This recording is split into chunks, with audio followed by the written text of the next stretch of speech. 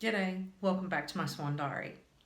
Today's topic is sensory OE, and the theme of today is adjusting your environment. In this video, we'll be covering addiction, tactile sensitivity, and particularly clothing, light and sound sensitivity, sex and sensory OE, and today's sensory happiness tip. And the celebrity call out of today will be one of rock's most sensuous minds. And most of the issues are reasonably easy to fix because it's all about what's coming in from the outside, and there's already plenty of ways to deal with that. Except for the first problem that I want to address today, and that could be because there's underlying issues. The first problem I want to talk to you today about is the big hard one, addiction. So if you have sensory OE, the likelihood is that you've been gratifying your senses a lot and pleasure seeking, particularly if you're in some sort of pain. Over the last year, I've lost about 25 kilos, which is quite a bit. But that was only because I was only able to get to the emotional issues that were hiding underneath it. So if you do have those sorts of addiction issues, my advice would be to get help. That would be my advice to myself if I couldn't do it on my own. And the other thing that I've remembered, particularly with giving up smoking, was to plan to fail. If you're a perfectionist, that's one thing you've got to look out for, is that you'll have a quit attempt, and then like the minute you pick up that cigarette, you'll go, oh my god, what's the point? I failed. No, you haven't. It's just part of the process. For the rest of the issues, not so bad, thankfully, because we are talking about external sources of discomfort. So the first one I want to talk about in the not so problematic category is clothing, or what I like to call swanbane, particularly wool. Microfiber cloths, I can't do those either. Certain types of lace, different cotton fabrics, and polyesters, a lot of them cause me problems. Now, as an adult, you probably know that, well, hey, if you're buying your own clothes, no big deal. You just buy what's comfortable, right? Sometimes you don't have any say over that. And I'm not talking about that shirt that Aunt Jenny got you for Christmas. What I'm talking about is your work uniform. And I've been in a place before where I've had woolen pants as part of the mandatory work uniform, and it almost drove me nutty on my job. So my tips for if you are forced to wear a work uniform or other piece of clothing for your day job that you really can't stand, my tips are to try and reduce the amount of contact and reduce the amount of time. So reducing the amount of time is pretty simple. You can take sets of clothes to wear at lunchtime or on your commute, and I'd highly recommend not wearing your uniform to or from work if that's giving you a bother. Particularly when you're sitting on a train or a bus, you'll be still, you'll be stationary, and you're going to be inclined to like scratch yourself, pick, pull, and it's going to be very annoying. At least when you're actually attending to your job and focusing on that, it's not so problematic. So the big thing I used to do is not wear my uniform to work, leave myself a few extra minutes in the morning so I could go in and get changed into my uniform just before I hit work. The other thing that I used to do is wear stuff under. So particularly the pants, they had a horrible lining. I actually cut the lining out, the polyester lining, and I used to wear like yoga pants underneath.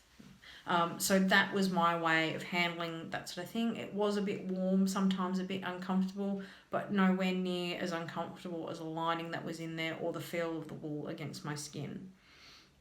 If worse came to worse, I would have gone and had a chat to my boss about it, to be quite frank, and see if I could have found some way around it. And the other tip I have is just tell people not to buy me clothes. People have now learned not to buy me anything because there's a good chance that I won't be able to wear it. But if someone close to you buys you something intimate and you feel like you can't wear it, it could leave them feeling a bit sad. So there may be some things that you need to discuss with your significant other when it comes to those sorts of things, because the last thing you want to do is offend their sensibilities too. Some of the other issues that I've got with sensory OE are light. So for me, I have to wear sunnies all the time when I go outside. I try to put low watt globes in everything, and also specified task lighting. So individual bedside lamps, lamps where people want to read, so they're not turning on all the lights above your head. Those sorts of things really make a difference for me, as do ergonomic screen settings, because I work at a desk job, and if I don't lower the lighting or change the settings to a more warmer, darker tone, I can really have trouble with my eyesight. For sound, earplugs. I go to a lot of metal concerts and I always have to have earplugs, and if I forget them, I run straight up to the bar staff and ask them if I can purchase a pair or if they have some that can lend me. And I've even been caught short and had to do the horrible thing of tearing up bits of tissues and stuffing them in my ears. However, if it stops me, getting my head rattled out when I go see Machine Head or something, then it's well worth the effort and not caring what other people think. My other big hint is subtitles. I know it sounds weird, but my other half likes to have the volume up quite loud. And with some shows for us that doesn't work. A good example is The Mandalorian, which I absolutely love. Absolutely love Pedro Pascal as well, but that's another issue. But we always watch that with the subtitles, because obviously the Mando's mostly got his helmet on and I can't read lips in that situation. So the subtitles help us have the volume where, even though it may be a little bit too quiet for the dialogue, I don't get my ears blown out every time it cuts to an action scene. So we've learnt to watch things with the subtitles on, so we're not continually fighting over the volume control. Another thing that I suffer with sensory OE, and people find it a little bit unusual, is eye contact. And I've had to use other signals to show people that I'm listening, because I'll tend to look away and down. So I have to kind of do the thinking face or look up or nod, because sometimes I just find people's faces far too busy. I know mine's not particularly good. My eyebrows go all over the place, but for me to have a conversation with someone sometimes can prove quite difficult, because I'll lose focus on what they're actually saying because I'm too busy concentrating on the details of their face and watching their face twitch about. So I've had to tell people that, look, I'm pretty shocking with eye contact. If I'm not looking at you, doesn't particularly mean that I'm not listening, and also have to try and just do it for as long as I can. The last thing that I want to talk to you today is about sex and relationships. Tactile sensitivity in particular, and even light sensitivity, can sort of impact the way that you like to set the mood and the things that you like to do. So if you do have some of those issues, and you don't particularly like staring at a powerful light globe coming from the ceiling or anything like that, you may need to work with your partner to sort of explain to them that these things affect you, and they can actually put you off your game to a certain extent. If you've got tactile sensitivity as well, perhaps you need to talk to your other half about how you do and don't like to be touched. The only thing I can say in that situation is you need to talk, and you need to talk to them and just be honest. And sex being such a sensory activity, there may be things that you do and don't like that might seem odd to other people, and you may have to have a conversation with them about that. So on that note, I'll leave you with my happiness tip. A happy ending, if you will. Go beyond comfort and shoot straight for luxury.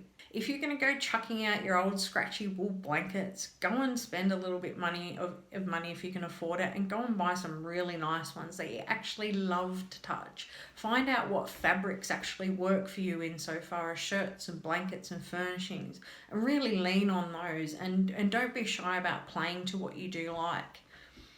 If you're living with other people, particularly if you have a significant other, my other advice is to focus on items with individual settings. They will change your life. We have lounges with split recline on them, so we can adjust them to individual settings. And with my tactile sensitivity, I don't have to worry about being in an uncomfortable position where I can't stop fidgeting. We've also tried to apply that logic to air conditioning in cars. So if you can get split aircon, great, where it has two different temperature settings for the driver and the passenger. If not, just make sure all the vents are pointed on the person that likes it cold. I myself can't stand the air conditioning actually blowing directly on me because it irritates my skin and I get a bit too cold, so I shut all the vents on my side of the car off. And also, if it comes down to it, separate blankets in bed. You can always crawl over to the other side for a little cuddle if you need, but it will change your life for sleeping purposes. So get separate blankets. If your partner really loves wool blankets, let them have theirs, and you can have something else that's acrylic and cuddly over your side of the bed. So, my celebrity call out for today, my suspect of OE, is Trent Reznor from 9 Inch Nails. And no, it's not just because I like to have sex to 9 Inch Nails, which I do, but that's not the point. Trent Reznor I called out because he was showing signs of being gifted when he was young.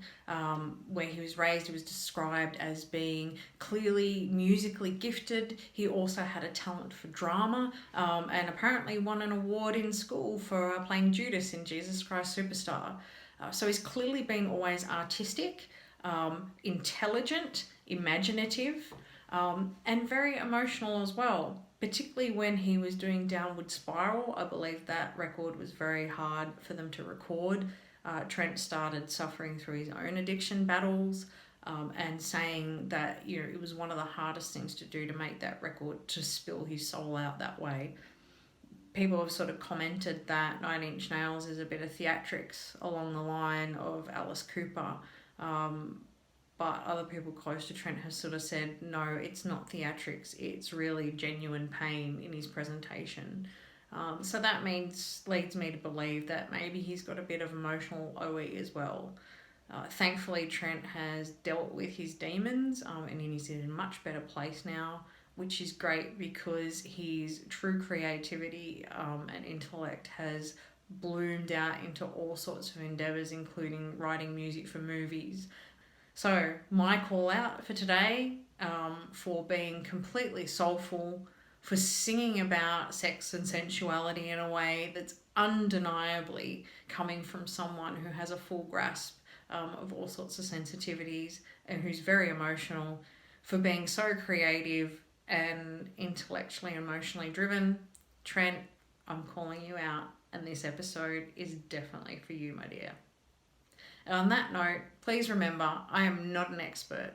I'm just one person with OE, sharing my ideas in order to spread some happiness. See you later. If you're a swan like me and you don't know any other swans, then you're probably looking for a place where we could get together. I've gone ahead and set up a group on Facebook and a page as well. I've also set up a Twitter so that you can get on there and share these videos and follow along.